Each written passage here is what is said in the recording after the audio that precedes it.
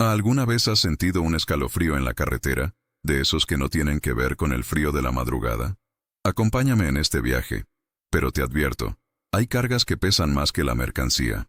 El monstruo de acero y cromo, mi Kenworth Wheeler 900, roncaba con la pereza de un león satisfecho bajo el sol de plomo que se derretía sobre el asfalto del desierto de Sonora. Le llamaba el Centinela, porque por más de 30 años había sido mi único guardián en esta vida errante, un caracol de metal que cargaba a cuestas mi soledad y los fantasmas de mis recuerdos. Mi nombre es Javier, aunque en el argot de la carretera, entre el crepitar de la radio de banda civil y el humo de los paraderos de camiones, me conocen como El Zorro, un apodo ganado a pulso, no por astuto en el negocio, sino por las canas que plateaban mis sienes y mi barba, desde una edad que a otros todavía les sabía a juventud. La carretera te envejece el alma antes que la piel. Mis manos, nudosas y curtidas como raíces de mezquite, se aferraban al volante con la familiaridad de quien abraza a un viejo amigo. El paisaje era una pintura monótona de ocres y amarillos, salpicada por el verde terco de algún cactus saguaro que se alzaba como un espectador silencioso de mi peregrinar.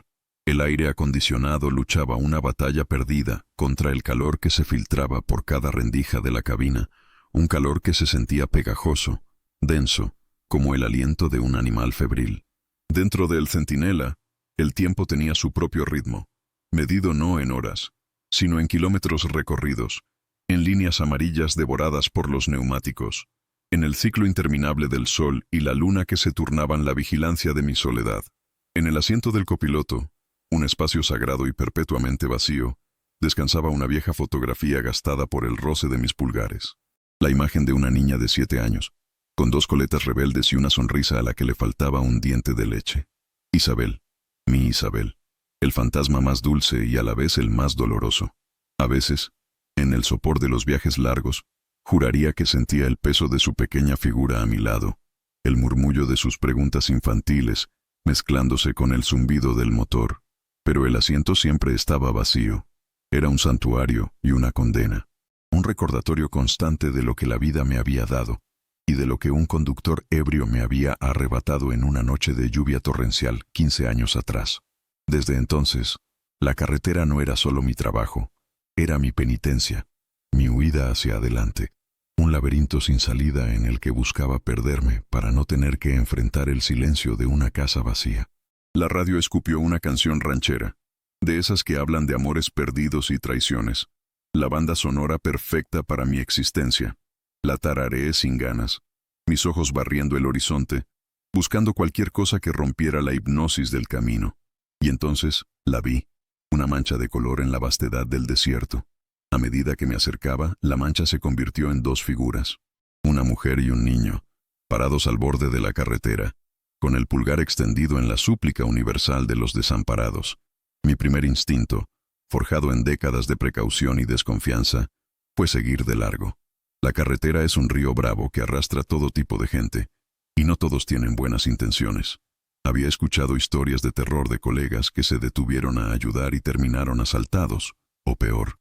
Pero había algo en la escena que me detuvo. La mujer, delgada y con el cabello oscuro pegado a la frente por el sudor, mantenía una postura de protección sobre el niño, una leona joven defendiendo a su cachorro. El niño, de no más de 6 años, se aferraba a la pierna de su madre, su pequeña cabeza girando para seguir mi avance, sus ojos grandes y oscuros fijos en mí. Había una desesperación silenciosa en ellos, una fragilidad que atravesó el blindaje de mi cinismo. Pisé el freno de aire, y el centinela soltó un largo suspiro metálico, levantando una nube de polvo rojizo que envolvió a las 2 figuras por un instante. Bajé la ventanilla, y una oleada de calor me golpeó en la cara. ¿Problemas?, pregunté, mi voz ronca por el desuso. La mujer se acercó con cautela, sus ojos evaluándome con la misma desconfianza con la que yo la observaba a ella. Nuestro coche se descompuso hace un par de kilómetros. La batería murió, creo. Llevamos horas esperando. Su voz era suave, pero con un temblor subyacente de agotamiento y miedo. Miré al niño. Seguía pegado a ella, pero ahora su mirada no estaba en mí. Estaba fija, con una intensidad desconcertante, en el asiento del copiloto. El asiento vacío. Mi santuario. Un escalofrío me recorrió la espalda, a pesar del calor. ¿A dónde van?, pregunté, tratando de mantener un tono neutral. A Nogales. Tenemos familia allí. Su respuesta fue rápida, quizás demasiado. Había una tensión en sus hombros que no cuadraba con la simple historia de un coche averiado. Pero la imagen del niño, con su carita sucia y sus ojos fijos en el asiento de Isabel, desarmó mis defensas. No podía dejarlos allí, a merced de los coyotes de 2 y 4 patas que rondaban el desierto al caer la noche. «Suban», dije, moviendo la cabeza hacia la puerta del copiloto. «Pero el niño tendrá que ir en la litera de atrás. No es seguro aquí adelante». La mujer asintió, un torrente de alivio inundando sus facciones. Abrió la puerta y ayudó al pequeño a subir a la cabina. El niño no apartaba la vista del asiento. Era como si viera algo que nosotros no podíamos ver. «Vamos, Leo. Sube atrás, mi amor», le susurró la mujer. Su voz un bálsamo de ternura. Se presentó como Sofía. El niño, Leo, finalmente despegó su mirada del asiento y trepó a la litera sin decir una palabra. Sofía se sentó a mi lado, ocupando el espacio que había permanecido intocable durante 15 años. Se sentía extraño, una profanación. El aroma de su perfume barato mezclado con el polvo del camino llenó la cabina, un aroma ajeno en mi mundo cerrado. «Gracias. De verdad, gracias. No sé qué habríamos hecho», dijo, su voz todavía temblorosa. «No hay de qué», respondí, metiendo la marcha y sintiendo el tirón del motor al reanudar el viaje. La carretera es dura, a veces hay que echar una mano. Pero mientras aceleraba, no podía quitarme de la cabeza la mirada del niño, esa fijación en el asiento vacío. Y por un instante, fugaz y aterrador, tuve la sensación de que el camión ya no estaba tan vacío, que una presencia invisible, una que yo conocía demasiado bien, observaba a los nuevos ocupantes de su lugar con una curiosidad silenciosa. Sacudí la cabeza, atribuyéndolo al calor, a la soledad, a los trucos que la mente te juega después de demasiadas horas al volante. Pero en el fondo de mi ser, una semilla de inquietud había sido plantada. El ronroneo del motor del centinela ya no sonaba tan reconfortante. Ahora parecía tener un matiz de advertencia, un murmullo bajo que se mezclaba con el silencio del desierto y el misterio que acababa de subir a mi cabina. El viaje a Nogales se antojaba ahora mucho más largo y complicado de lo que indicaban los kilómetros. La tarde se desangraba en el horizonte, tiñendo el cielo de naranjas y morados violentos, y yo conducía hacia la noche con 2 extraños y la creciente sensación de que no éramos los únicos 3 a bordo. La presencia de Sofía a mi lado era una distracción constante. Intentaba no mirarla, concentrarme en la cinta gris de asfalto que se desenrollaba ante mí, pero su quietud nerviosa era palpable. Se retorcía las manos sobre el regazo, sus nudillos blancos. De vez en cuando, sus ojos se desviaban hacia el espejo retrovisor, no para ver el tráfico, sino con una mirada fugaz y temerosa, como si esperara ver algo o a alguien persiguiéndonos. Era la mirada de un animal acosado, y eso me ponía los pelos de punta. ¿De qué huían realmente? Un coche descompuesto no justificaba ese nivel de pánico. En la litera trasera, el silencio de Leo era casi más ruidoso que cualquier llanto infantil. No hacía los ruidos típicos de un niño de su edad. No jugaba, no cantaba, no preguntaba, ¿ya llegamos? Simplemente estaba allí, una presencia silenciosa y observadora. Podía sentir sus ojos clavados en mi nuca. Intenté romper el hielo, más por mi propia cordura que por cortesía. Así que, ¿familia en Nogales?, pregunté, mi voz sonando extraña en la quietud cargada. Sofía tardó un segundo en responder, como si la pregunta la hubiera sacado de un trance. Sí, mi hermana. No la he visto en años. Pensamos que sería un buen momento para una visita sorpresa. La mentira era tan delgada como el papel de fumar. La gente no hace visitas sorpresa cruzando el desierto de Sonora a pie. Decidí no presionar. Cada quien carga su propia cruz, y la mía ya era lo suficientemente pesada. El sol finalmente se hundió, y la oscuridad del desierto nos tragó. Era una oscuridad total, profunda, solo rota por el haz de luz de mis faros que cortaba la noche como un cuchillo. Las estrellas empezaron a salpicar el lienzo negro del cielo, un espectáculo de una belleza sobrecogedora que normalmente me traía una sensación de paz, de ser una pequeña parte de algo inmenso. Pero esa noche, el universo parecía indiferente, frío. Fue entonces cuando Leo habló por primera vez. Su voz, pequeña y clara, Surgió de la oscuridad de la litera, haciéndome dar un respingo. No se dirigía a su madre, sino a mí.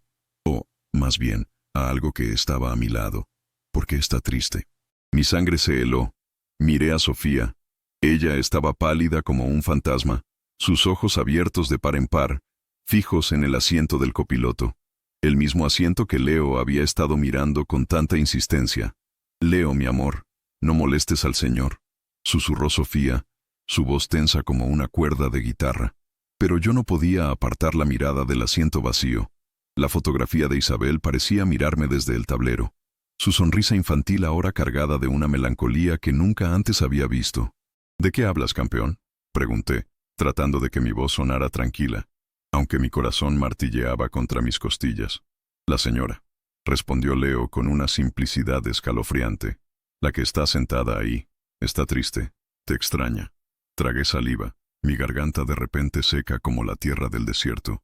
Miré de reojo a Sofía. El miedo en sus ojos se había transformado en algo más, una especie de resignación aterrorizada, como si ya hubiera presenciado esto antes.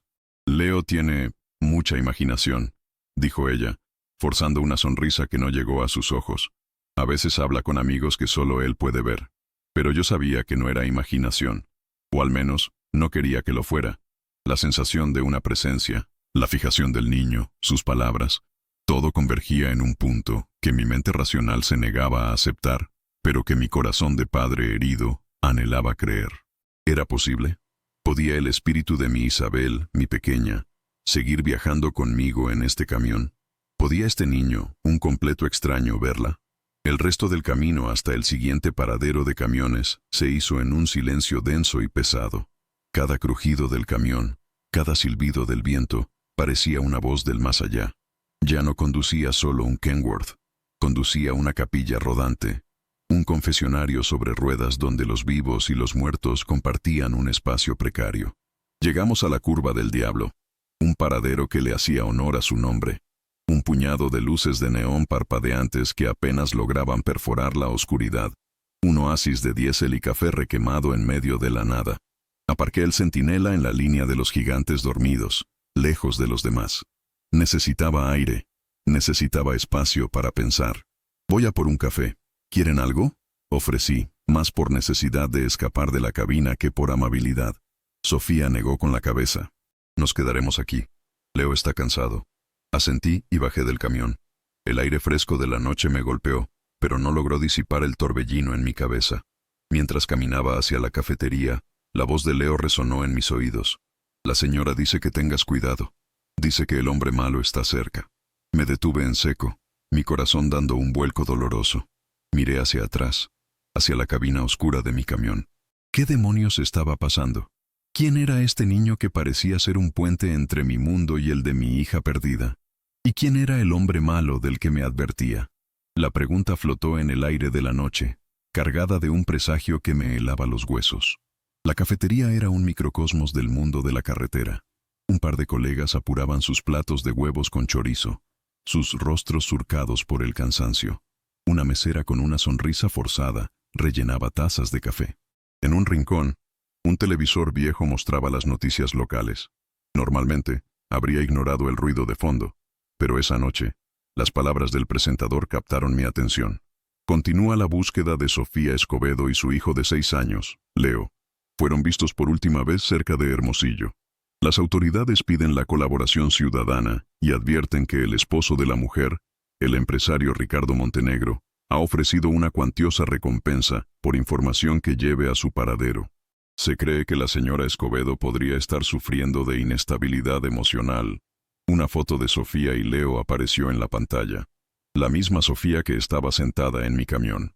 Y junto a ella, la foto de un hombre de rostro duro y sonrisa arrogante, Ricardo Montenegro. El café que acababa de pedir se me agrió en el estómago. La historia del coche descompuesto era una farsa. No huían de un problema mecánico, huían de ese hombre. Y yo, sin saberlo, me había convertido en su cómplice. El hombre malo. El aviso de Leo no era una fantasía infantil, era una advertencia real. Y yo estaba en medio de todo, con una mujer desesperada, un niño que hablaba con los muertos y un marido poderoso pisándonos los talones. Mi vida solitaria y predecible acababa de tomar un desvío por la carretera más peligrosa de todas. El zumbido del neón de la cafetería parecía amplificar el latido frenético de mi corazón. La cara sonriente y depredadora de Ricardo Montenegro en la pantalla del televisor se quedó grabada en mi retina. Empresario, habían dicho. Esa palabra, en México, podía significar muchas cosas, y rara vez algo bueno cuando se asociaba con una búsqueda tan desesperada y una recompensa. Significaba poder, dinero, contactos. Significaba que no era un simple marido preocupado, era un cazador, y su presa estaba en mi camión. La mesera, una mujer mayor con ojos que lo habían visto todo, notó mi palidez. ¿Se encuentra bien, jefe? Parece que vio un fantasma. No pude evitar una sonrisa amarga. Algo así, doña Elvira. Algo así. Pagué el café que ya no quería y salí de nuevo a la oscuridad. Cada sombra parecía una amenaza, cada par de faros en la lejanía, un enemigo potencial. Mi soledad autoimpuesta, mi fortaleza durante tantos años, se había hecho añicos. Ahora era vulnerable, no solo por mí, sino por las dos almas que había acogido. Regresé al centinela con el paso lento de un hombre que camina hacia el patíbulo. Mis pensamientos eran un torbellino. ¿Debía enfrentarlos? ¿Entregarlos? La recompensa podría solucionar muchos de mis problemas económicos. Podría retirarme, dejar esta vida de asfalto y fantasmas. Pero la imagen de Leo, su carita seria y sus ojos que veían más allá del velo, me detuvo. Y la advertencia que me había transmitido, supuestamente de Isabel. Ten cuidado. El hombre malo está cerca. Si había una mínima posibilidad de que mi hija estuviera intentando comunicarse conmigo, de que estuviera protegiéndonos desde donde fuera que estuviese, no podía ignorarlo. Sería traicionarla por segunda vez. Abrí la puerta de la cabina con sigilo. Sofía se sobresaltó, sus ojos reflejando el pánico de un ciervo atrapado en los faros de un coche. Leo seguía en la litera, pero no dormía. Sus ojos brillaban en la penumbra, fijos en mí. El aire estaba tan tenso que se podía cortar con un cuchillo. Me senté al volante, pero no arranqué el motor. Me quedé en silencio, dejando que el peso de la situación se asentara sobre nosotros. Finalmente, me giré hacia ella. Sofía Escobedo, dije, mi voz apenas un susurro. El color desapareció de su rostro. Las lágrimas brotaron de sus ojos instantáneamente, silenciosas y desesperadas. No lo negó, no había nada que negar. Lo vi en las noticias. Continué, mi tono más suave de lo que pretendía. Dicen que estás inestable. Ella soltó un sollozo ahogado, una mezcla de risa y desesperación. Inestable. Claro, es la palabra que él usaría. Es más fácil que decir la verdad, que soy su prisionera, que me ha convertido la vida en un infierno, que si no escapaba, la próxima vez no me habría dejado solo moratones. Su voz se quebró, y el relato comenzó a brotar de ella como un río represado que finalmente rompe sus diques. Habló de un matrimonio que empezó como un cuento de hadas y se convirtió en una pesadilla de control, celos y violencia psicológica que poco a poco se fue volviendo física. Ricardo Montenegro no era solo un empresario, era un monstruo con una fachada respetable. La aisló de su familia, de sus amigos, controlaba cada peso que gastaba, cada llamada que hacía. La humillaba, la golpeaba en lugares donde la ropa pudiera cubrir las marcas. Y Leo lo veía todo. El silencio del niño no era timidez, era trauma. Esperé el momento justo, continuó Sofía, su voz ahora un hilo tembloroso pero firme. Llevaba meses ahorrando dinero a escondidas, planeando esto. El coche no se descompuso. Lo dejé allí a propósito, con la batería desconectada. Sabía que era mi única oportunidad. Rezar para que alguien como usted se detuviera. Alguien que no hiciera preguntas. Alguien que no viera las noticias. Me sentí como un idiota. Un peón en un juego cuyas reglas no conocía. Pero al mirarla, al ver la verdad cruda y dolorosa en sus ojos, la ira se disipó, reemplazada por una empatía que creía haber enterrado hacía mucho tiempo. Era la misma desesperación que yo había sentido la noche en que perdí a Isabel. La impotencia ante una fuerza destructiva que te arrebata todo lo que amas. ¿Y el niño? Pregunté, mi voz apenas audible. ¿Lo de ver cosas? Sofía se secó las lágrimas con el dorso de la mano. Empezó hace unos 6 meses, después de una noche especialmente mala. Empezó a hablar de la señora bonita que vivía en su armario y lo protegía. Al principio pensé que era un amigo imaginario, un mecanismo de defensa para lidiar con el horror que vivía. Los psicólogos infantiles dicen que es común, pero a veces, las cosas que dice son demasiado específicas, demasiado reales. Miré por el retrovisor interior hacia la litera. Leo me observaba. No había miedo en sus ojos. Había una calma extraña, una sabiduría impropia de su edad. «Ella ya no está contigo, ¿verdad?», dijo Leo, su voz llenando el silencio de la cabina. La pregunta no era para su madre, era para mí. El aire se me escapó de los pulmones. Era como si me hubieran dado un puñetazo en el estómago. La pregunta no era una pregunta, era una afirmación, y venía cargada con todo el peso de mis 15 años de duelo. Mis ojos se llenaron de lágrimas. El muro que había construido alrededor de mi corazón durante tanto tiempo se derrumbó por completo. Asentí lentamente, incapaz de hablar. Sofía me miraba, su propio dolor momentáneamente olvidado ante la cruda emoción que se apoderaba de mí. «Dice que no fue tu culpa», continuó Leo, con la misma voz tranquila y serena. «Dice que te perdona por no haber estado allí, y que te quiere mucho, papá». La palabra papá me atravesó como una bala. Caí sobre el volante, y el llanto que había reprimido durante 15 años finalmente estalló. Un llanto gutural, animal, el sonido de un alma rota que por fin se permitía sentir. Lloré por Isabel, por su vida truncada. Lloré por mí, por los años perdidos en la amargura y la soledad. Lloré por la culpa que me había consumido como un cáncer. En ese momento, en la cabina de mi viejo camión, rodeado por la oscuridad del desierto, con una fugitiva y su hijo traumatizado como testigos, sentí que algo se rompía dentro de mí, una liberación, una catarsis. Sofía puso una mano tímida en mi hombro, un gesto simple, un toque de conexión humana que no había sentido en una eternidad. No dijo nada, no hacía falta. Sufrimiento reconoce a sufrimiento. Cuando finalmente levanté la cabeza, agotado y vacío, pero extrañamente más ligero, mi decisión estaba tomada. Ya no se trataba de una recompensa, ni del miedo a Montenegro. Se trataba de algo mucho más grande. Se trataba de honrar la memoria de mi hija, de proteger a ese niño que, de alguna manera inexplicable, me había devuelto su voz. Arranqué el motor del Centinela. Su ronroneo ya no sonaba amenazante, sonaba a promesa, a desafío. «Sujétense», dije, mi voz todavía ronca por el llanto, pero con una nueva determinación. «Vamos a salir de esta, los 3, o los 4. Miré la fotografía de Isabel. Su sonrisa parecía brillar en la penumbra, y por primera vez en 15 años le sonreí de vuelta. La carretera por delante seguía siendo oscura y peligrosa. El hombre malo estaba ahí fuera, buscándonos. Pero ahora no estaba solo. Tenía una misión. Tenía una copiloto inesperada, un pequeño médium en la litera y el espíritu de mi hija guiándome en el camino. El zorro solitario había encontrado una nueva manada, y por ellos estaba dispuesto a enfrentarme a cualquier demonio, real o imaginario, que se cruzara en nuestro camino. La noche se hizo más profunda mientras devorábamos kilómetros de asfalto. Había tomado una ruta secundaria, un viejo camino estatal que serpenteaba por las estribaciones de la Sierra Madre Occidental. Era más lento, más traicionero, pero también menos transitado. Menos probable que nos encontráramos con un retén de la Policía Federal que pudiera haber sido alertada por el influyente señor Montenegro. El ambiente en la cabina había cambiado drásticamente. El muro de desconfianza se había derrumbado, reemplazado por una frágil alianza forjada en la vulnerabilidad compartida. Sofía ya no parecía una extraña, sino una compañera de trinchera. Hablaba en voz baja, contándome fragmentos de su vida antes de Ricardo, de sus sueños de ser diseñadora gráfica, sueños que se habían marchitado bajo la sombra de su control.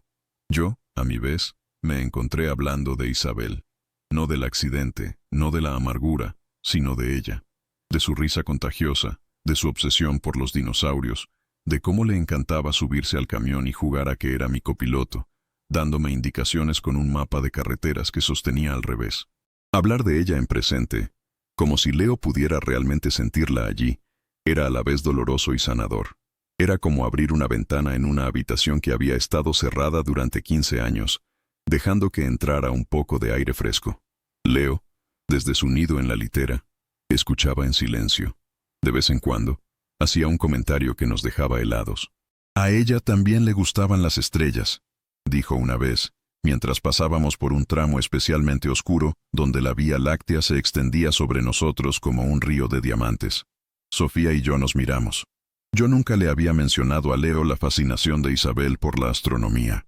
Dice que tu canción favorita es la de los Tigres del Norte, la de la Puerta Negra, comentó en otra ocasión. Tuve que agarrar el volante con más fuerza para no desviarme. Era cierto. Esa canción siempre me recordaba a mi padre. Era algo que nadie, absolutamente nadie podría saber. Ya no había duda en mi mente. De alguna manera, a través de este niño, el espíritu de mi hija, su esencia, su memoria, estaba con nosotros. No era un fantasma aterrador, sino una presencia cálida y protectora. Un faro en nuestra oscura travesía. Mi cerebro de camionero, práctico y lógico, luchaba por encontrar una explicación racional. ¿Telepatía? ¿Coincidencia? ¿Estaba yo tan desesperado por una conexión que mi mente llenaba los espacios en blanco? Pero mi corazón, el corazón de un padre, no necesitaba explicaciones. Simplemente aceptaba el regalo. En un momento, mientras Sofía dormitaba con la cabeza apoyada en la ventanilla, sentí una presión en el espejo retrovisor. Un par de luces, no de un camión, eran más bajas. Un coche, o una camioneta. Mantuve una velocidad constante, sin delatar mi nerviosismo. Podía ser cualquiera, un ranchero volviendo a casa, otro viajero nocturno, pero no me adelantaba. Mantenía una distancia fija, como un lobo acechando a su presa. Mi estómago se encogió. Eran ellos. Lo sabía con la misma certeza con la que sabía que el sol saldría por la mañana. Los hombres de Montenegro nos habían encontrado. Sofía, dije en voz baja, tratando de no asustarla. Ella se despertó de golpe, sus ojos buscando instintivamente el espejo. ¿Son ellos? No lo sé. Pero no me gusta, respondí. Mi voz era un gruñido bajo. Voy a intentar perderlos. Comencé a jugar mi juego.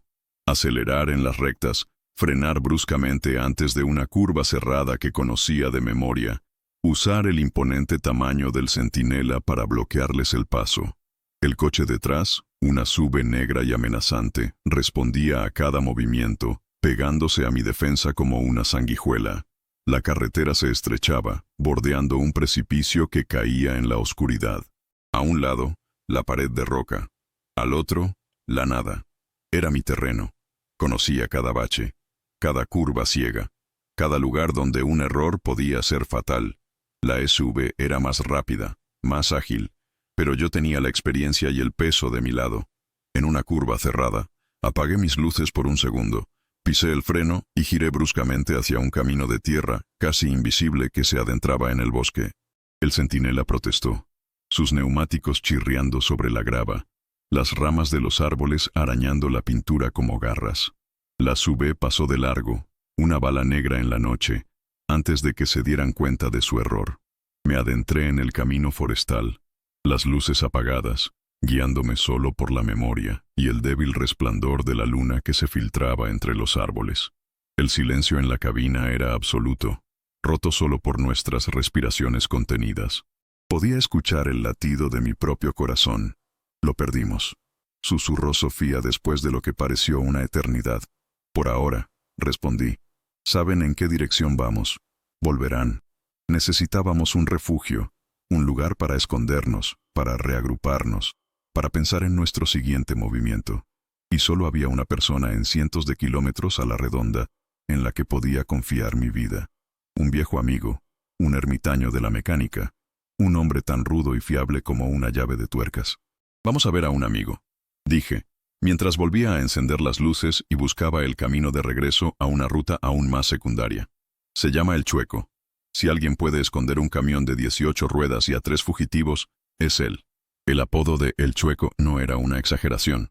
Cojeaba visiblemente de una pierna, resultado de un accidente de juventud en las carreras de stock car clandestinas en las que ambos habíamos participado.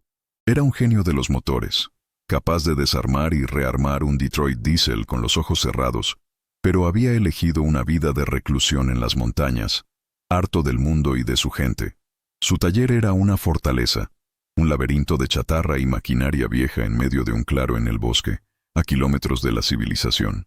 Llegamos cuando las primeras luces del alba teñían el cielo de un gris pálido. El lugar parecía un cementerio de gigantes de metal. Viejos camiones, coches oxidados, motores colgados de cadenas como reses en un matadero. Pero para mí, era un santuario. El Chueco salió de su pequeña cabaña al oír el rugido de mi motor. Era un hombre bajo y fornido, con una barba que parecía un nido de pájaros y unos brazos cubiertos de tatuajes descoloridos y cicatrices de grasa. Sus ojos pequeños y astutos nos analizaron de arriba a abajo mientras yo descendía de la cabina. «¿Zorro? ¿Qué diablos te trae a mi basurero a estas horas?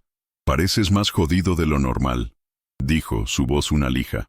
«Larga historia, Chueco.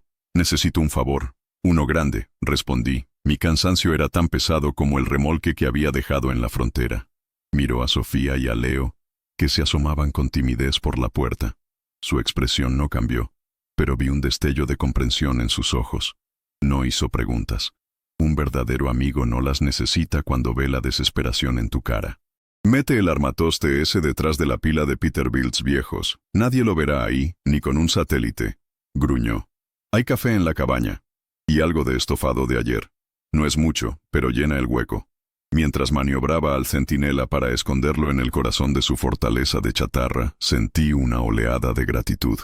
En un mundo que me había vuelto cínico y solitario, la lealtad de un viejo amigo era un ancla. Pero sabía que esto era solo una tregua, no el final de la batalla. Montenegro y sus sabuesos eran implacables. Tarde o temprano nos encontrarían. Y cuando lo hicieran, el taller del Chueco dejaría de ser un santuario para convertirse en un campo de batalla. La pregunta era si estaríamos listos para la pelea. La cabaña del Chueco olía a café fuerte, aceite de motor y madera quemada. Era un espacio pequeño y abarrotado, las paredes cubiertas de herramientas, calendarios de chicas pin-up de décadas pasadas y viejas fotografías en blanco y negro de coches de carreras y hombres con sonrisas desafiantes. Era el refugio de un hombre que vivía en sus propios términos, un reino de grasa y recuerdos. Nos sentamos alrededor de una mesa de madera tosca, mientras el Chueco nos servía estofado en tazones de peltre desconchados. El guiso era espeso y sabroso, y me di cuenta de que no había comido nada sólido en casi 24 horas. Sofía comía con una voracidad silenciosa, el hambre superando momentáneamente su miedo. Leo, sin embargo, apenas tocaba su comida. Empujaba un trozo de papa por el tazón con su cuchara, su mirada perdida en algún punto de la pared. El Chueco, cuyo nombre real era Ramiro, pero que nadie había usado en 40 años, se sentó frente a mí, sorbiendo su café ruidosamente. Esperó a que yo hablara. Su paciencia era la de un mecánico que sabe que no se puede forzar una tuerca oxidada. Entre cucharadas de estofado, le conté toda la historia. Empecé con la mujer y el niño en la carretera, la mirada extraña de Leo, las noticias en la televisión, la persecución en la montaña. Omití la parte más extraña, la conexión del niño con Isabel. Eso era demasiado personal, demasiado increíble para compartirlo, incluso con mi mejor amigo. Sentía que verbalizarlo sería profanar algo sagrado. Ramiro escuchó sin interrumpir, su rostro impasible. Cuando terminé, se rascó la barba, pensativo. «Ricardo Montenegro», dijo. La forma en que pronunció el nombre le dio un peso ominoso. «He oído hablar de él. Tiene negocios en Culiacán, no solo de los limpios. Se dice que le gusta lavar dinero para gente con la que no quieres cruzarte. Eres un idiota, zorro. Te has metido en la jaula del tigre». «No tuve opción, Chueco», respondí, mi voz cansada. «Mira al niño». La mirada de Ramiro se posó en Leo. Por primera vez vi una grieta en su fachada de tipo duro. Una sombra de compasión cruzó sus ojos. Él también había tenido una hija, una que se había ido a Estados Unidos hacía años, y de la que rara vez recibía noticias. Sabía lo que era el dolor de la ausencia. «Bueno, ya estás aquí», suspiró resignado. «Nadie los buscará en este rincón del mundo. Pueden quedarse el tiempo que necesiten. Hay un cuarto de huéspedes atrás. No es el Four Seasons, pero la cama es mejor que la litera de ese camión». La gratitud me abrumó, pero también la culpa. Estaba poniendo a mi amigo en un peligro terrible. «Ramiro, no tienes que hacer esto. Es mi problema». Él me cortó con un gesto de la mano. «Cállate y come». Cuando me quedé tirado en la rumorosa con el motor reventado y sin un quinto, ¿quién volvió por mí? ¿Quién compartió su último sándwich de frijoles conmigo? La lealtad no tiene fecha de caducidad, Javier. Me llamó Javier. Eso significaba que la cosa iba en serio. Mientras Sofía llevaba a Leo al cuarto para que descansara, Ramiro y yo nos quedamos en la mesa, el humo de nuestros cigarrillos subiendo en espirales hacia el techo bajo. «Esto no ha terminado», dijo Ramiro. Su voz era un murmullo grave. «Montenegro no es de los que se rinden. Usará su dinero, sus contactos, peinará cada carretera, cada pueblo. Tarde o temprano, alguien hablará. Un gasolinero, una mesera, alguien que vio un Kenworth azul con un zorro canoso al volante. Tenía razón. Nos habíamos escondido, pero no éramos invisibles. Éramos una anomalía, un camión de largo recorrido fuera de sus rutas habituales, acompañado de una mujer y un niño que encajaban con la descripción de una alerta a nivel nacional. «¿Entonces qué hacemos?», pregunté, sintiéndome atrapado. «Huir para siempre no es una vida». «No», coincidió Ramiro. «Huir no es la solución. La solución es atacar. Darle donde más le duele». Lo miré confundido. ¿Atacar? ¿Nosotros dos, un par de viejos mecánicos contra un tipo como Montenegro? «No con los puños, imbécil, con la cabeza», dijo dándose un golpecito en la sien. «Dijiste que la mujer tiene pruebas, moratones, historias. Necesitan más que eso. Necesitan algo que lo hunda, algo que ni todo su dinero pueda tapar. Información. Ese es el arma. Y tú, mi querido zorro, estás sentado en la red de información más grande y subestimada de todo el país». Tardé un segundo en entender. La red de traileros. Ramiro asintió, una sonrisa astuta asomando bajo su barba. «Exacto. La banda civil, los paraderos, los chismes. Un trailero lo ve todo, lo oye todo. Saben qué se mueve, quién lo mueve, por dónde lo mueve. Si Montenegro tiene negocios sucios, alguien lo sabe. Un chofer que transportó una carga rara, un velador en un almacén que vio algo que no debía. Solo hay que saber preguntar». La idea era audaz, peligrosa, pero era la primera chispa de esperanza real que había sentido. Dejábamos de ser la presa para convertirnos en los cazadores. Pasamos las siguientes horas trazando un plan. Usaría la radio de banda civil, mis contactos de décadas en la carretera. Empezaría a hacer preguntas, con discreción, usando la jerga, los códigos que solo nosotros entendemos. Buscaría patrones, rumores, cualquier cosa que conectara a Montenegro con algo ilegal. Mientras tanto, Ramiro se encargaría de la seguridad, reforzaría el perímetro de su taller, crearía sistemas de alerta temprana. Sofía, por su parte, tenía la tarea más difícil, escribirlo todo. Cada fecha, cada golpe, cada amenaza. Crear una cronología detallada de su abuso que pudiera ser utilizada por un abogado, si es que llegábamos a ese punto. Por la tarde, fui a ver cómo estaban. La puerta del cuarto estaba entreabierta. Me asomé. Sofía estaba sentada en la cama, escribiendo febrilmente en una libreta que Ramiro le había dado. Leo estaba a su lado, dibujando en otra hoja. Me acerqué para ver su dibujo. No eran los garabatos habituales de un niño. Era un camión, un Kenworth azul, y dentro había 4 figuras. Un hombre con barba canosa al volante, una mujer a su lado, un niño pequeño detrás, y junto al niño, una figura femenina, etérea, dibujada con trazos más suaves, casi transparentes, con una sonrisa en el rostro. Mi Isabel. Junto al dibujo, Leo había escrito una sola palabra, con la caligrafía torpe de un niño de 6 años. Familia. Las lágrimas volvieron a mis ojos, pero esta vez no eran de dolor. Eran de una emoción tan profunda y abrumadora que no tenía nombre. Este niño, con su don misterioso, no solo veía a mi hija, sino que entendía la conexión que se estaba forjando entre nosotros. Éramos una extraña y rota colección de almas perdidas, unidas por el peligro y el destino. Pero en ese pequeño cuarto, en medio de un taller de chatarra en las montañas de Sonora, éramos una familia. La imagen me dio la fuerza que necesitaba. Volví a la cabaña principal, hacia la radio de banda civil. Era hora de despertar a la manada. Era hora de que el zorro y sus amigos le enseñaran a ese tigre de la ciudad que meterse con un trailero, y su carga era el peor error que podía cometer. El aire en la cabaña del Chueco se cargó de una nueva energía, la de la conspiración. La radio de banda civil, normalmente un murmullo de fondo con chismes de carretera y reportes de tráfico, se convirtió en nuestro nexo con el mundo exterior, nuestra arma secreta. Ramiro, con su genio para la electrónica, logró potenciar la señal, dándome un alcance que llegaba mucho más allá de las montañas. Pasaba horas con los auriculares puestos, navegando por los canales, escuchando las voces anónimas de mis hermanos del camino. No podía preguntar directamente sobre Montenegro.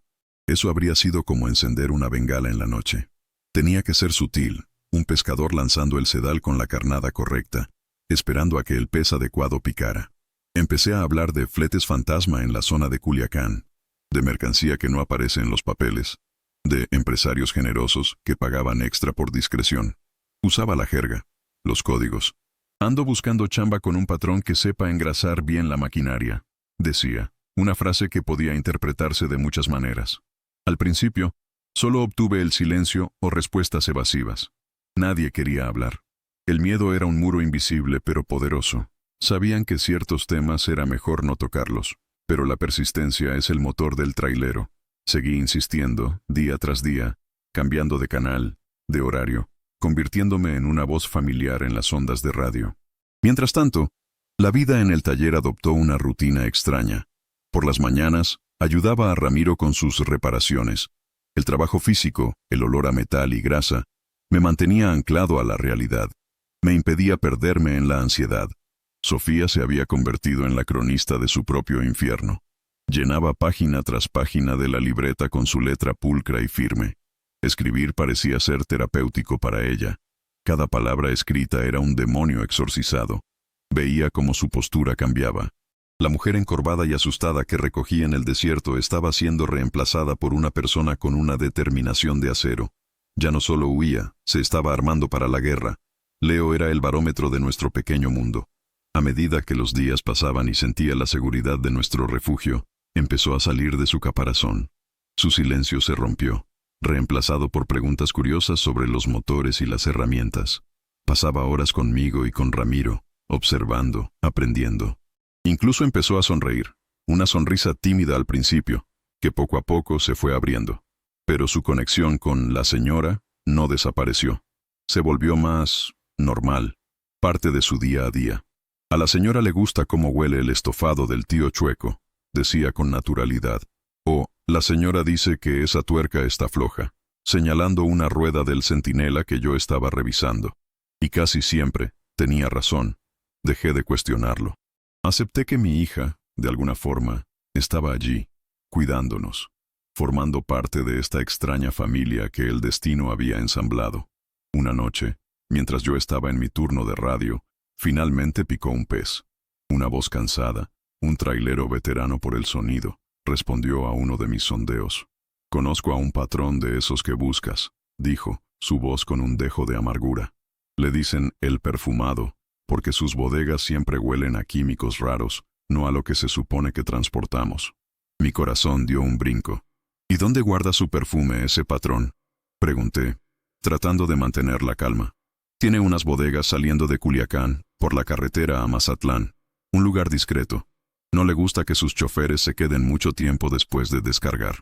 Era una pista, débil, pero era algo. Durante los siguientes días me concentré en esa información. Empecé a preguntar por esas bodegas, por el perfumado. Poco a poco, otras voces se sumaron, añadiendo piezas al rompecabezas. Un chofer habló de ver camiones cisternas sin identificación entrando y saliendo de noche. Otro mencionó haber visto a gente armada vigilando el perímetro. Un tercero habló de un olor químico tan fuerte que le dio dolor de cabeza durante días. El cuadro que se pintaba era claro. Las bodegas de Ricardo Montenegro no se usaban para almacenar productos legítimos. El perfume eran probablemente precursores químicos para la fabricación de drogas sintéticas. Montenegro no solo lavaba dinero, era parte activa del proceso de producción. Era la prueba que necesitábamos. Algo mucho más grande y más sucio que la violencia doméstica. Algo que las autoridades, incluso las más corruptas, no podrían ignorar si se presentaba de la manera correcta. Ahora el problema era cómo obtener pruebas concretas. Un testimonio anónimo por radio no era suficiente. Necesitábamos fotos, videos, algo tangible. La idea que se formó en mi mente era una locura suicida, pero era la única que teníamos. Tenía que ir yo mismo. Tenía que acercarme a esas bodegas y conseguir la evidencia. Cuando se lo conté a Ramiro y a Sofía, La reacción fue la que esperaba. «Estás loco, Javier. Es un suicidio», exclamó Ramiro, golpeando la mesa con el puño. «Te estarán esperando. Montenegro no es estúpido. Sabe que lo estamos investigando». «No iré con el centinela», respondí, mi plan ya formado. «Iré con uno de los cacharros del Chueco, un camión viejo, destartalado, de los que nadie se fija dos veces. Me haré pasar por un transportista independiente buscando trabajo.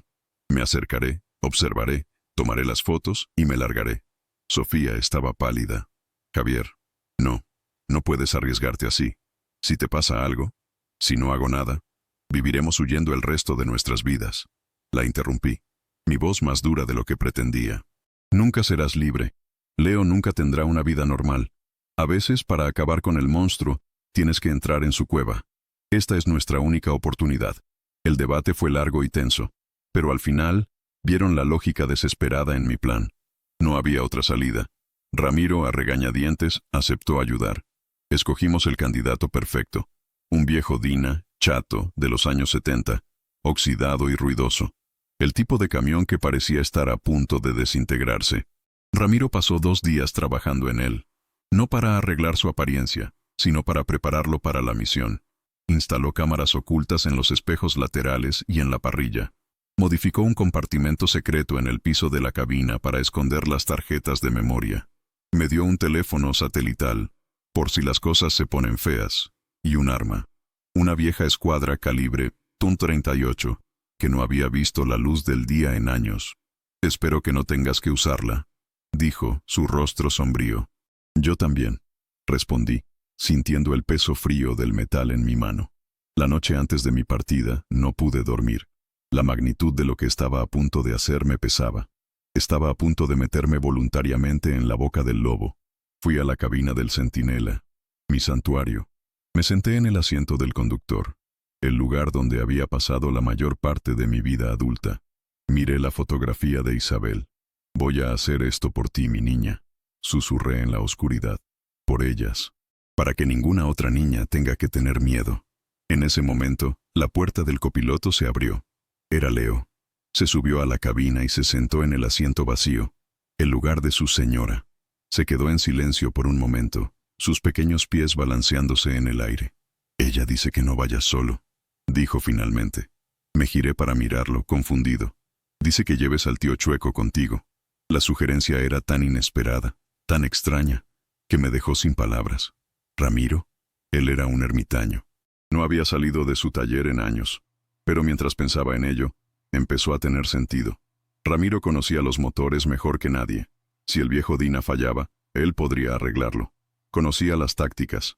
Había estado en más peleas callejeras y situaciones peligrosas en su juventud que yo en toda mi vida.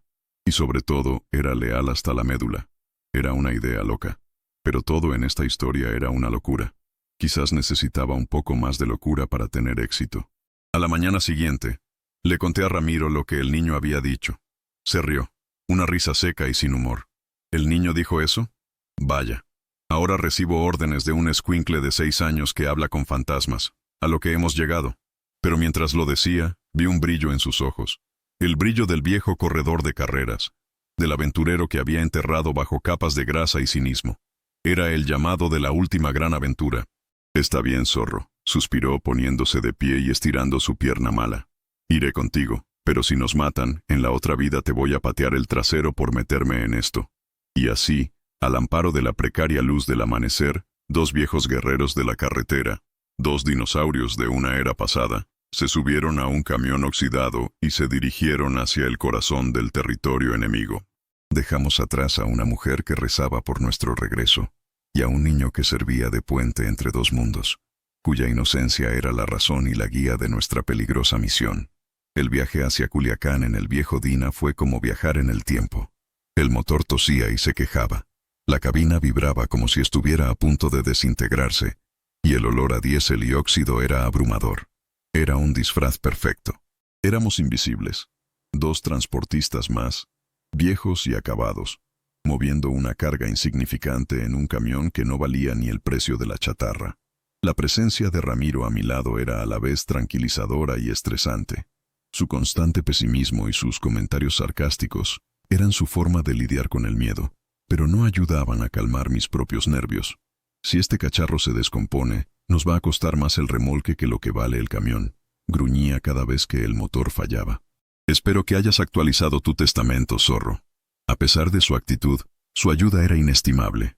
Conocía las rutas secundarias, los atajos olvidados, los pueblos fantasmas donde podíamos pasar la noche sin llamar la atención. Evitamos las autopistas principales y los grandes paraderos, moviéndonos como espectros por las venas menos transitadas del país. Durante el viaje, hablamos poco de la misión. En su lugar, recordamos los viejos tiempos. Las carreras, las mujeres, los amigos que se habían quedado en el camino. Era una forma de aferrarnos a quienes éramos, a la vida que habíamos conocido antes de que todo se complicara tanto. Era nuestra manera de silbar en la oscuridad. Llegamos a las afueras de Culiacán al anochecer del segundo día. La ciudad se extendía ante nosotros, un mar de luces que prometía tanto peligro como oportunidad. Siguiendo las indicaciones que había recopilado por la radio, nos dirigimos hacia la zona industrial al sur de la ciudad. El paisaje se volvió desolador. Almacenes abandonados, lotes baldíos llenos de basura y el esqueleto de fábricas que habían cerrado hacía mucho tiempo. Era el lugar perfecto para esconder actividades ilícitas. Encontramos las bodegas de Montenegro. Era un complejo amurallado, más grande de lo que imaginaba, con alambre de espino en la parte superior de los muros y cámaras de seguridad visibles en cada esquina. La única entrada era un portón de acero macizo, vigilado por 2 hombres armados con rifles de asalto. Parecía una fortaleza. Esto es más grande de lo que pensaba. Susurré, mi boca seca. Ese tipo no se anda con juegos, respondió Ramiro, sus ojos analizando cada detalle de la seguridad. Entrar ahí de frente es imposible. Aparcamos a una distancia segura, en la sombra de un edificio abandonado, y comenzamos nuestra vigilancia. Durante horas, observamos. Vimos un par de coches de lujo entrar y salir, sus ventanas polarizadas ocultando a sus ocupantes. Vimos a los guardias cambiar de turno, pero no vimos ningún camión, ninguna actividad que confirmara nuestras sospechas. La frustración comenzaba a apoderarse de mí. ¿Nos habíamos equivocado? ¿Era todo una pista falsa? Paciencia, zorro, dijo Ramiro como si leyera mi mente. La noche es joven. Y tenía razón. Poco después de la medianoche, las cosas empezaron a moverse. Un camión cisterna, idéntico al que me habían descrito por la radio, sin logotipos ni identificación, llegó y fue admitido rápidamente en el complejo. Unos minutos más tarde, un olor acre y químico llegó hasta nosotros, transportado por la brisa nocturna. Era el perfume. Ahí está, dijo Ramiro. Su voz era un murmullo excitado. Ahora tenemos que acercarnos. Circulamos lentamente por el perímetro, buscando un punto débil, una forma de obtener una vista del interior. En la parte trasera del complejo, encontramos lo que buscábamos. Una sección del muro colindaba con un lote baldío cubierto de maleza y escombros, y en ese muro había una vieja torre de agua oxidada, probablemente de una fábrica anterior que había ocupado el terreno. Era alta, lo suficientemente alta para ver por encima del muro. Tú quédate aquí y vigila, yo voy a subir, dije, mi decisión tomada. Estás más loco que una cabra, masculló Ramiro, pero no intentó detenerme. Me pasó una mochila con una cámara con lente de zoom y un par de binoculares. Ten cuidado, zorro, ya no tienes 20 años para andarte trepando por ahí. Corrí agachado a través del lote baldío, mi corazón martilleando contra mis costillas. La torre de agua estaba más oxidada y frágil de lo que parecía. Cada peldaño de la escalera de metal crujía bajo mi peso, amenazando con ceder. Subí lentamente, con cuidado, el viento silbando a mi alrededor. Finalmente, llegué a la cima. Me aferré a la barandilla oxidada, mis nudillos blancos, y miré hacia el interior del complejo de Montenegro. Lo que vi me heló la sangre.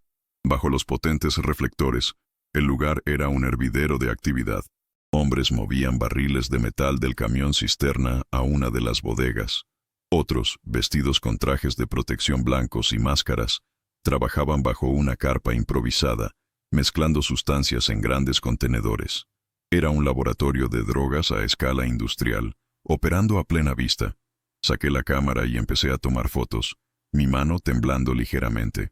Fotos de los hombres, de los barriles, del camión cisterna, de las placas de los coches de lujo aparcados cerca. Me aseguré de capturar los rostros, los detalles, todo lo que pudiera servir como prueba. De repente, un grito rompió la noche. Uno de los guardias, apostado en una torre de vigilancia que no había visto, me había descubierto. Apuntaba directamente hacia mí. «Intruso en el perímetro trasero», gritó por su radio. El infierno se desató. Las alarmas empezaron a sonar. Los hombres dejaron lo que estaban haciendo y empezaron a correr en mi dirección, algunos de ellos armados. No había tiempo para pensar. Empecé a bajar la escalera tan rápido como mis viejos huesos me lo permitían, saltando los últimos metros y cayendo torpemente sobre la maleza. Corrí hacia el Dina, el sonido de los disparos rasgando el aire detrás de mí. Una bala impactó en un contenedor de basura a mi lado, haciéndome dar un respingo. «¡Arranca, Chueco, arranca!», grité mientras saltaba a la cabina. Ramiro no necesitó que se lo dijeran 2 veces. El motor del Dina rugió a la vida y salimos de allí echando humo y chirriando neumáticos, justo cuando varios hombres armados llegaban al borde del lote. Una camioneta, una Ford Lobo negra, salió del portón principal y comenzó a perseguirnos. «¡No nos van a dejar ir!», gritó Ramiro, mientras zigzagueaba por las calles estrechas de la zona industrial. «Esos tipos no son guardias de seguridad, son sicarios». La persecución fue brutal y desesperada. La Lobo era más rápida y potente. Se nos pegó a la defensa, intentando sacarnos del camino. Podía ver los rostros de los hombres dentro, iluminados por las luces del tablero, sus expresiones llenas de una furia asesina. En una recta, se pusieron a nuestro lado. Uno de ellos sacó una pistola y empezó a disparar a mi ventana. Me agaché instintivamente, los cristales estallando a mi alrededor. «No podemos ganarles en velocidad», grité por encima del estruendo. «Tenemos que usar la cabeza». Ramiro asintió, sus nudillos blancos en el volante. «Tengo una idea. Agárrate». Giró bruscamente en una callejón sin salida aparente, que terminaba en las vías del tren. Una luz brillante se acercaba en la distancia, acompañada por el sonido creciente de una bocina. «Chueco, estás loco. ¡Es el tren!», grité, el pánico apoderándose de mí. «Confía en mí», rugió él. Aceleró directamente hacia las vías. La Lobo nos seguía de cerca, pensando que nos tenía atrapados. Justo cuando el tren estaba a punto de arrollarnos, Ramiro giró el volante violentamente, haciendo que el viejo Dina derrapara y se deslizara por un terraplén de grava, aterrizando con un golpe brutal en una calle paralela a las vías.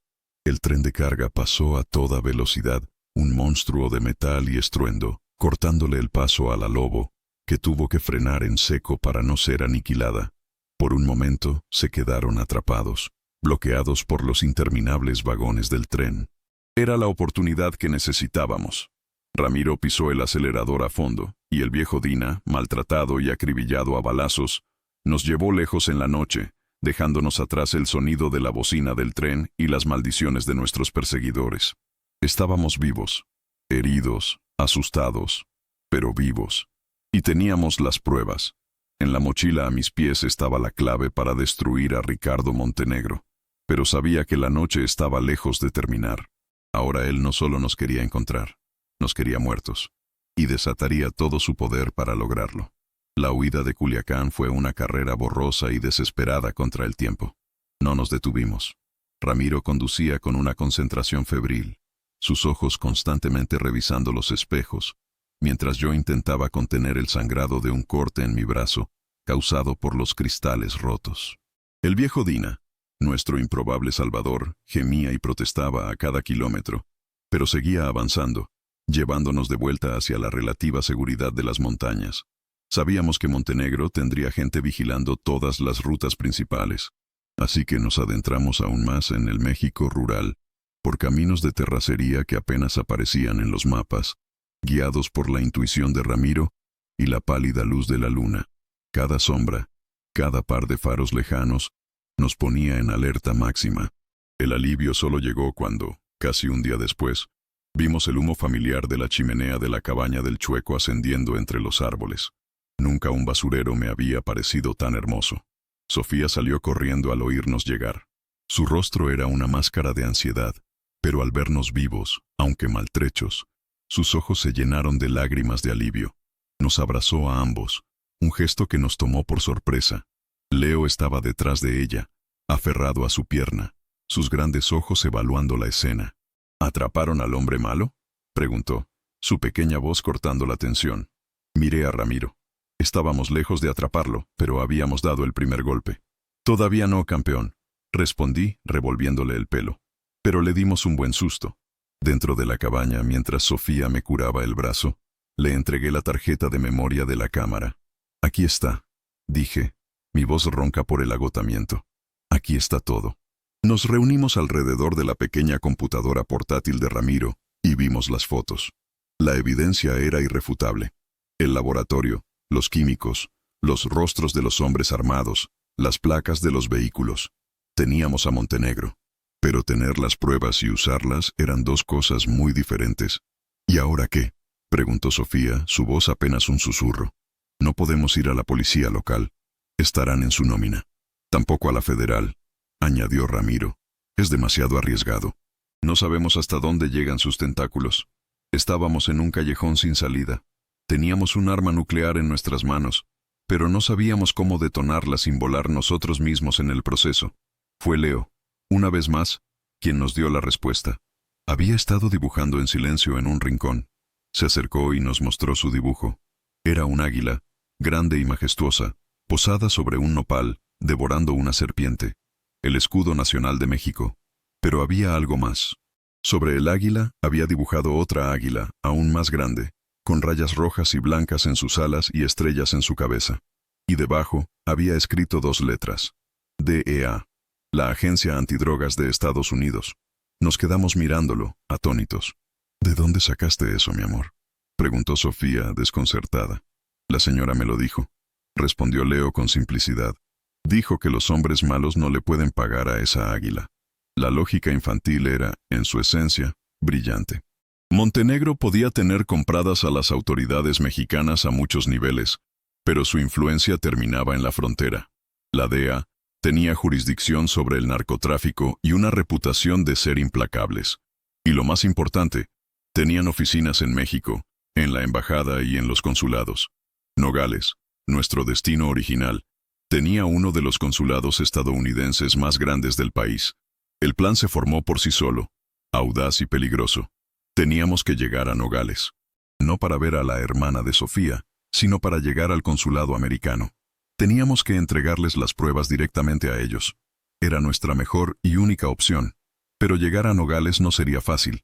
Era un viaje de cientos de kilómetros a través de territorio hostil.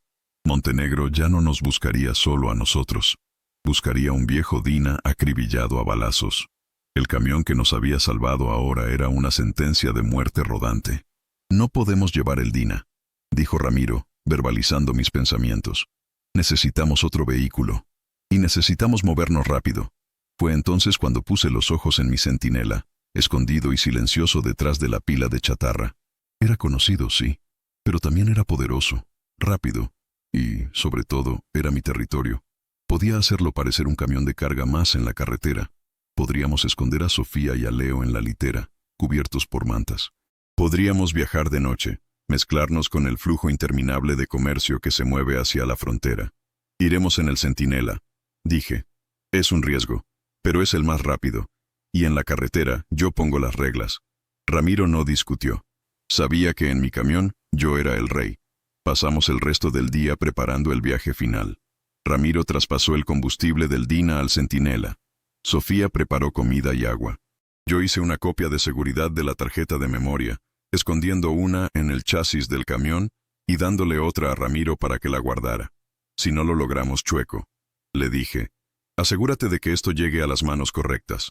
Por la radio, a un periodista, a quien sea. Él asintió, su rostro grave. Lo lograrán, zorro. Tienen que hacerlo. La despedida fue dura. Ramiro, el ermitaño cínico, nos abrazó a todos. Cuídense, bola de locos, dijo, su voz ronca. Y zorro, trata de no rayar más tu camión. Al caer la noche, subimos al Centinela. La cabina se sentía de nuevo como un hogar, un refugio. Sofía y Leo se acurrucaron en la litera, ocultos bajo una pila de mantas. Arranqué el motor, y su ronroneo familiar fue como una promesa de poder y protección. Salimos del taller del Chueco, y nos reincorporamos al mundo. a la carretera que nos llevaría a nuestro enfrentamiento final. El viaje a Nogales fue el más tenso de mi vida. Cada coche que nos adelantaba, cada retén de policía en la distancia, era una fuente de ansiedad paralizante. Mantenía la velocidad legal, me mezclaba con el resto del tráfico, tratando de ser solo un trailero más haciendo su trabajo. Pero la sensación de ser casado era constante. Sofía y Leo permanecieron en silencio en la litera, entendiendo la gravedad de la situación. De vez en cuando, sentía la pequeña mano de Leo en mi hombro, un gesto silencioso de apoyo. Y en mi mente sentía la presencia de Isabel, mi copiloto fantasma, dándome la fuerza para seguir adelante. A unos 100 kilómetros de Nogales, sucedió lo que temíamos. Vi las luces detrás de mí. No una, sino 2 camionetas negras, las mismas, o idénticas, a las que nos habían perseguido en Culiacán. Nos habían encontrado. «Están aquí», dije en voz baja, mi voz tensa. Sofía ahogó un grito. «No pueden detenerse», susurró. «No ahora. Estamos tan cerca». No pensaba detenerme.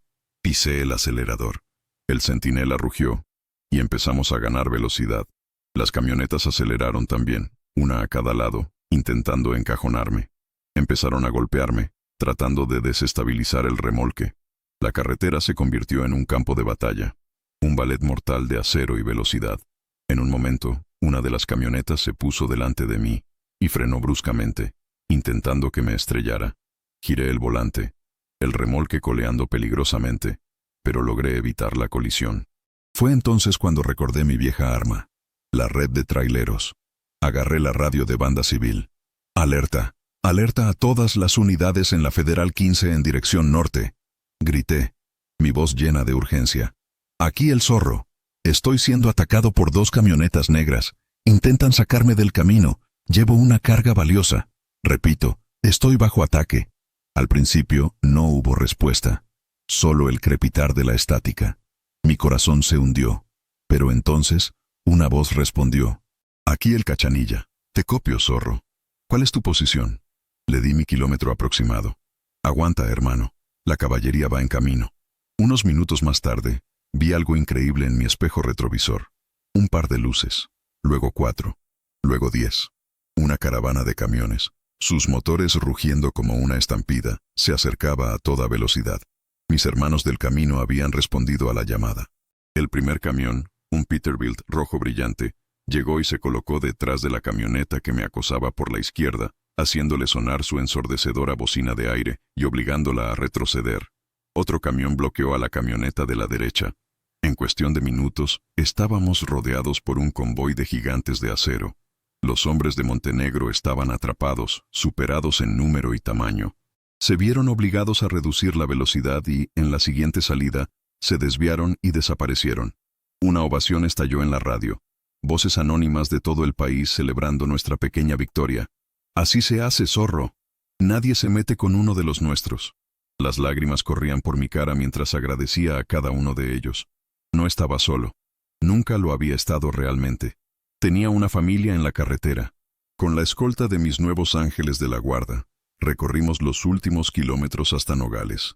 Ya no tenía miedo. La ciudad fronteriza se alzaba ante nosotros, sus luces un faro de esperanza. Habíamos llegado. La batalla no había terminado, pero habíamos ganado el asalto más importante. Estábamos a punto de entrar en la cueva del lobo, pero esta vez no íbamos solos. Llevábamos con nosotros la fuerza y la lealtad de toda una hermandad. La llegada a Nogales con nuestra escolta improvisada fue surrealista. Los camiones nos acompañaron hasta las afueras de la ciudad, asegurándose de que no tuviéramos más problemas. Por la radio, coordinamos un último mensaje. Les pedí que se dispersaran, que no llamaran la atención. No quería que nadie más se pusiera en peligro. Uno por uno, se despidieron con toques de bocina que sonaban como salvas de honor. «Vaya con Dios, Zorro». Fue el último mensaje que escuché antes de que el silencio volviera a la radio. Nos quedamos solos de nuevo, pero con una sensación de poder y gratitud que nunca antes había experimentado. Encontrar el consulado americano fue fácil. Era un edificio moderno y fortificado, una isla de orden y burocracia en medio del caos colorido de la ciudad fronteriza. El verdadero desafío era cómo acercarnos. No podíamos simplemente aparcar un Kenworth de 18 ruedas en la puerta principal. Decidí que Sofía y Leo irían solos. Ella era ciudadana mexicana, pero su hijo, según me había contado, había nacido en Arizona durante una breve estancia de la pareja allí, lo que lo convertía en ciudadano estadounidense. Esa era nuestra llave de entrada. Tú tienes que entrar, le dije, mientras aparcaba en una calle lateral, a varias manzanas de distancia. Pide hablar con alguien de seguridad o de la oficina de la DEA. Diles que tienes un hijo ciudadano americano en peligro y que tienes información vital sobre un narcotraficante de alto nivel. Le di la tarjeta de memoria original. No se la des a cualquiera, solo a alguien que te parezca de confianza, un americano. Diles que la prueba está ahí. Diles que tu vida y la de tu hijo dependen de ello. Sofía estaba aterrorizada. Sus manos temblaban mientras tomaba la pequeña tarjeta de plástico. Javier, no puedo hacerlo sola. Ven conmigo. No puedo, respondí con suavidad. Si me ven conmigo, si ven el camión, Montenegro podría tener gente vigilando. Podrían intentar detenerte. Tienes que parecer una madre desesperada buscando ayuda, no una fugitiva con un cómplice. Eres más fuerte de lo que crees, Sofía. Has llegado hasta aquí. Puedes dar este último paso. Miré a Leo. Cuida a tu mamá, campeón, y escucha a la señora. Dile a tu mamá lo que ella te diga. El niño asintió, su rostro inusualmente serio. La señora dice que busques al hombre alto con el pelo rojo. Dice que él es bueno. Sofía y yo nos miramos. Una instrucción más, extraña y específica, desde el más allá. De acuerdo, dijo Sofía respirando hondo y armándose de valor. El hombre alto del pelo rojo. Se inclinó y me dio un beso rápido en la mejilla. Gracias, Javier, por todo. Aún no hemos terminado, respondí. Ahora vete. Yo estaré esperando aquí. No me moveré. Los vi bajar del camión y caminar por la acera, una mujer delgada y un niño pequeño de la mano, una imagen de fragilidad contra la dureza de la ciudad. Parecían tan vulnerables, pero sabía que debajo de esa fragilidad había una fuerza inmensa. Mientras se alejaban, una sensación de vacío me invadió. Mi misión casi había terminado. ¿Qué vendría después? ¿Volver a mi vida solitaria, a mis fantasmas? La espera fue la tortura más larga de mi vida. Cada minuto se sentía como una hora. Observaba la entrada del consulado desde mi posición lejana, mi corazón en un puño. Vi a Sofía y a Leo hablar con los guardias marinos en la entrada. Vi cómo los hacían esperar. Mi ansiedad crecía. ¿Y si no les creían? ¿Y si los rechazaban? Justo cuando empezaba a perder la esperanza, vi a un hombre salir del edificio. Era alto, y aunque estaba lejos, podía ver que su pelo era de un inconfundible color rojizo. Habló con Sofía durante unos minutos, luego se agachó para hablar con Leo. Después, les hizo un gesto para que lo siguieran al interior. Habían entrado. El plan, por imposible que pareciera, estaba funcionando. Ahora solo quedaba esperar el siguiente movimiento de Montenegro. Sabía que no se quedaría de brazos cruzados. Tenía que estar desesperado. Una fugitiva con pruebas en su contra dentro de un consulado americano era su peor pesadilla. Mi instinto me dijo que no me quedara quieto. Arranqué el centinela y empecé a circular por la ciudad, sin rumbo fijo, convirtiéndome en un objetivo móvil. Si me buscaban no me encontrarían parado. Un par de horas después mi teléfono sonó. Era un número desconocido, con prefijo de Estados Unidos. Contesté con el corazón en la boca. ¿Is this Javier Martínez?, preguntó una voz con un ligero acento americano. Sí, soy yo, respondí. Mr. Martínez, my name is Agent Davis. I'm with the DA. I'm here with Sofía and Leo. We've seen the evidence you've provided. It's substancial, señor Martínez. Mi nombre es Agente Davis. Soy de la DEA. Estoy aquí con Sofía y Leo. Hemos visto la evidencia que ha proporcionado. Es sustancial. Sentí una oleada de alivio tan intensa que casi tuve que detener el camión. We need your testimony. We need to know everything about how you obtained this. Necesitamos su testimonio. Necesitamos saber todo sobre cómo obtuvo esto. Estoy a su disposición, respondí. Pero hay un problema. El hombre del que hablamos, Ricardo Montenegro, me está buscando, y no es para charlar. Hubo una pausa en la línea. We're aware of Mr. Montenegro's reputation. Where are you right now? We can provide a protective detail. Estamos al tanto de la reputación del señor Montenegro. ¿Dónde está usted ahora mismo? Podemos proporcionar un destacamento de protección. Antes de que pudiera responder, vi una camioneta negra en mi espejo retrovisor, acercándose rápidamente. Y luego otra, bloqueando la calle más adelante. Me habían encontrado. Me habían tendido una trampa. Demasiado tarde, dije al teléfono. Ya están aquí. Javier, no te detengas. Sigue conduciendo. Escuché la voz de Sofía de fondo en el teléfono. Davis, haz algo. La camioneta de delante frenó, obligándome a detenerme. Varios hombres armados bajaron, apuntándome. Estaba atrapado. Era el fin del camino. En ese momento de pánico absoluto, la voz tranquila de Leo llegó a través del teléfono, clara y fuerte. Papá, la señora dice que no tengas miedo. Dice que mires al cielo. ¿Mirar al cielo? ¿Qué demonios significaba eso? Pero en mi desesperación, obedecí. Miré hacia arriba, a través del parabrisas, y entonces lo escuché. Un zumbido bajo, que rápidamente se convirtió en un estruendo atronador. Un helicóptero Black Hawk, con las insignias de la policía mexicana, descendió del cielo. Sus rotores, levantando una tormenta de polvo y basura, se cernió sobre nosotros, su presencia imponente y amenazadora. De sus puertas laterales, varios soldados con equipo táctico y rifles de asalto descendieron en rapel, asegurando la zona en cuestión de segundos. Al mismo tiempo, varias patrullas de la Policía Federal Mexicana, las sirenas a todo volumen, llegaron y bloquearon todas las salidas, rodeando a los hombres de Montenegro. Los sicarios, sorprendidos y superados, no tuvieron más opción que tirar sus armas y rendirse. Estaban atrapados en una operación conjunta, perfectamente coordinada. De una de las patrullas bajó el agente Davis, el pelirrojo. Se acercó a mi camión, su rostro tranquilo y profesional. Mr. Martínez, dijo, como si estuviéramos tomando un café. I believe you have a story to tell us. Señor Martínez, creo que tiene una historia que contarnos. Bajé del centinela, mis piernas temblando.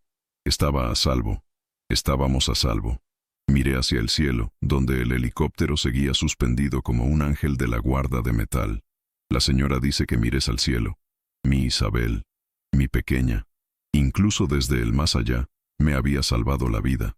La pesadilla había terminado. Pasaron 6 meses. 6 meses en los que el mundo cambió por completo. Mi testimonio y las pruebas fotográficas, combinados con la confesión de Sofía y la presión de la DEA, desencadenaron una operación masiva. Las bodegas de Ricardo Montenegro fueron allanadas esa misma noche. Se encontró evidencia suficiente para hundirlo a él y a la mitad de los funcionarios corruptos de Sinaloa.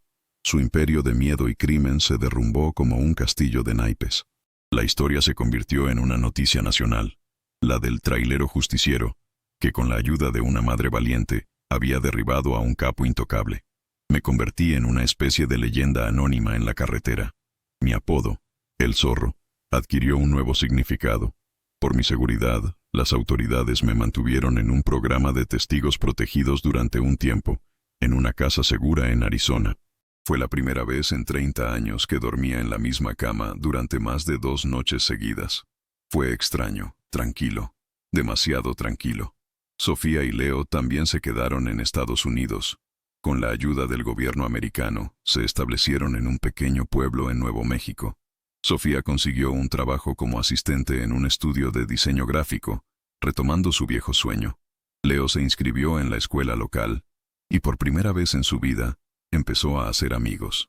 La señora seguía con él, pero su presencia, según me contaba Sofía por teléfono, se había vuelto más suave, más distante, como si su misión estuviera cumplida y pudiera empezar a descansar.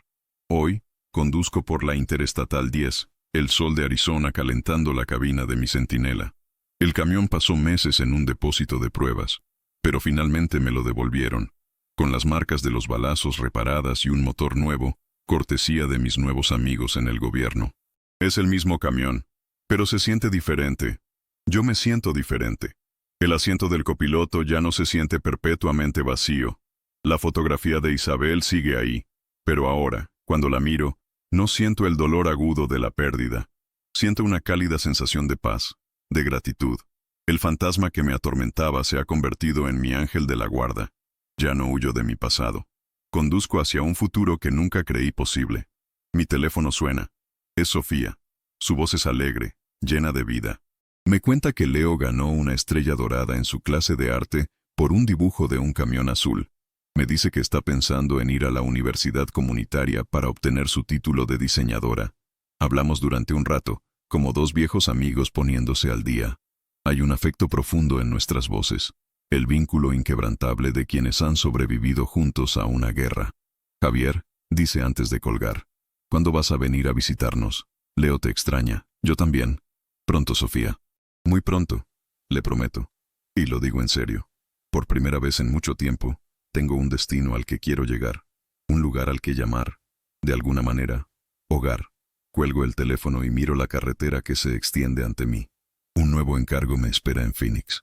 Una carga de material médico para un hospital en El Paso. Ya no transporto solo mercancía. Transporto esperanza, conexión, vida. La radio de Banda Civil crepita. Atención, en la I-10, hay un zorro en el camino, dice una voz anónima, seguida de una risa amigable. Abran paso a la leyenda. Sonrío. Una sonrisa genuina que me llega a los ojos. Ya no soy el zorro solitario y amargado que se escondía del mundo. Soy parte de algo más grande. Una familia. Una hermandad. Miro el asiento del copiloto. Lo hicimos, mi niña. Susurro. Y aunque sé que no hay nadie allí, casi puedo escuchar su risa infantil mezclándose con el ronroneo del motor. El viaje continúa, pero el camino por delante ya no es oscuro ni solitario.